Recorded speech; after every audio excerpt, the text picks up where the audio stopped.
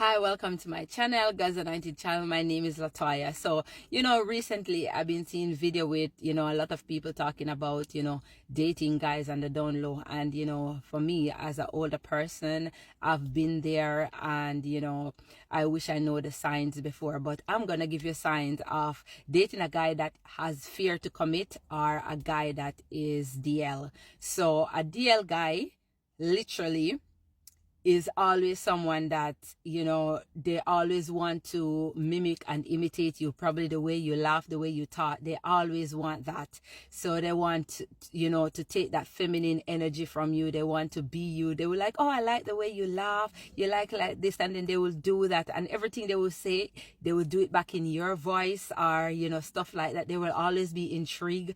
Might be in the way you dress if you carry yourself nice, because those people, they carry themselves nice as well and clean. So most of them, for the ones that I encounter, so when you're dating them, like, those are the kind of guys where if you have an argument, they withdraw intimacy, like they don't want to have intercourse with you, and they act like proper female, and and they will be telling you they have boys there and boys there, and they will always like be going out and men trip and everything, and they will have this sense of, oh, I don't like gays, I don't like, they will be saying things like that, but it's far from that. You understand? It's just that they're not living in their truth, and by living in their truth, it will cost them, because most of these people are the one that I encounter. He was like in the church, so I don't know if he really wanted God or he was just fighting bit of both worlds. But while he was in the church dating me, he was still living the lifestyle on the down low. So at the end of the day, even though the pastor as well, his pastor, know that he is on the down low and told me he's on the down low, and many other pastors as well tell me that he's on the down low, now he's still as a pastor in their church. So I don't know what's up with that, but even so, he's still not dating, and he sees himself as those high value man, because he has good job, always a manager for company and stuff like that, but they can't keep a woman because at the end of the day, they don't really want. And he used to tell me that he doesn't want to commit and he doesn't think he's for a woman. They would just be telling on themselves. So if you're wise enough and not desperate, then if you listen keenly, you will hear. Secondly, they will always want to dress up, and they will dress in your knickers, they will dress in your heels, put on your makeup, and they will do it in a fun way, like, oh, I'm entertaining you, I want to dance for you. And then they have this other thing where they always in like XX movie, those triple X movie, they always watch them and they always masturbate, and they masturbate on stuff like, they will tell you, oh, somebody sent me a video with this two guy, and oh my gosh. And then you will catch that person watching that same video and helping themselves. And, they will be like always saying, oh, I could never. And, but at the end of the day, you can pick it up in your spirit that something is not right. And they never, even if they marry you, it's like, you can tell in your spirit that you're with a man that is not all there with you. Your spirit will never lie, will you will never deceive you. The Lord, he like cleanliness and those things. As much as you're cohabiting, the Lord still look out for his children, so he will let you know, he will expose them. Some of them, it will slip from their mouth when they're doing things, like they will say things that you'll be like, that's strange, why are you saying that? Am I a man?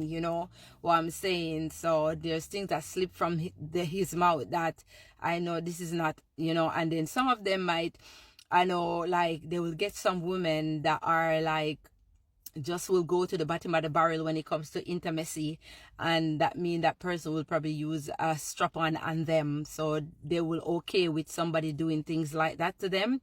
So they will, and if like you're not involved, they will try to get you involved in things like that. They're just the worst of the worst to date, and there's no happiness and no peace in these kind of men. No, men that don't want to commit, they always have some form of trauma based on their mom, how their mom and their dad raised them. Some of them, probably the father left and didn't commit to their mom, and you know, they just think that marriage is just a piece of paper. There's no respect on it.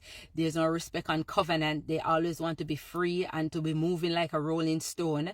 So they will even engage you for 10, 6, 7, 8, 9, 10, 100 years, and they will never ever commit, but they will always string you along like a puppet on a string and tell you, oh no, you're the one, but there's no solid commitment in anything towards marriage with you or settling down. So you know, that is like they're fearful. That's a fear that they haven't given to God, or they haven't given to, you know, in prayer. So at the end of the day, you're just there wasting years with them. You can spend 15 to 20, 25 years with such a person, and that person will never marry you. And they will say, oh, I spent 25 years with you, I didn't marry you, but it lasts. I think if we get married and make it official, then it would not work, because the devil always come against marriage. But at the end of the day, it is lawful in God's eyes and stuff like that. They will say, okay, but divorce,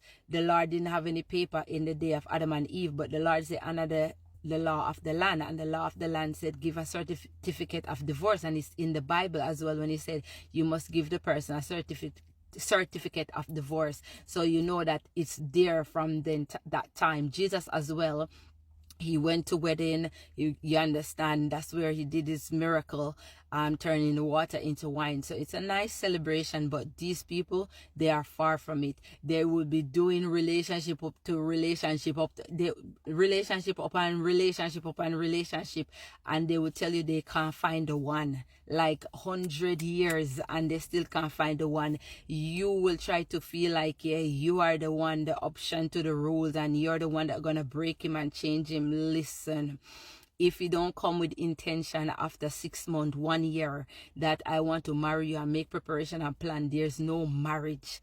You would have to be forcing such a person. And when you force them, they will always use it against you. I did not want to marry you. You might not be my type, and you will live in like really terrible marriage with them. So if a man want to marry you, he will always be intentional. He will always come out about you and your family. He will always make it known. Like, you know, I have a family member, and I said to him, you know what, the Lord don't want you in a certain relationship. And the person, oh, I'm so invested, what you want me to do? I said, the Lord don't want you there.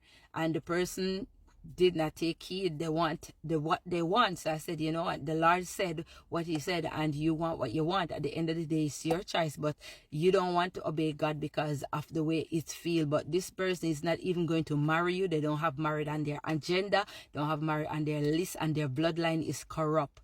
So at the end of the day, I'm just spreading the word, but they don't want to take heed. So it's just going to be another relationship just gone to waste. I said, you know what? All of us make mistake. All of us date because we're looking for the right person. But the right person is always us. We are the person that we will need to elevate ourselves, love ourselves, you know, that we don't be desperate, that we don't just take up things. And I know all of this happened in my 30s after my second marriage. I realized, you know what, can't be jumping from relationship, jumping from one marriage to the next. And, you know, I end up over now going almost 10 years and celibate and, you know, abstinent, let me put it the right way. And the Lord has been faithful, and people will be like, oh, I pray for you to have a husband. That's not even on my list.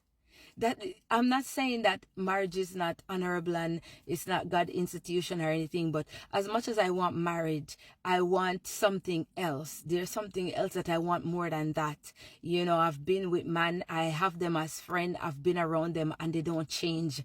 Man, unless they come to bill you, and they're very sly. So at the end of the day, I don't want headache and I don't want drama. If the man is not on righteousness, I don't see that relationship working peacefully. I don't see it working properly. I don't know. That's just my take on it. If that man is not living for God and selling out for God, I don't think that marriage is working. I just think it's more one-sided, and it's always the woman that get the short end of the stick and the man strive in marriage. But anyway, like I said, marriage is a blessing, And we thank the Lord for all the people that has good husband, good wives. We pray that God bless their union and cover it and continue to guide and protect them, protect their house and their family in the mighty name of Jesus. But I'm just saying, be wise and be alert out here. Thank you.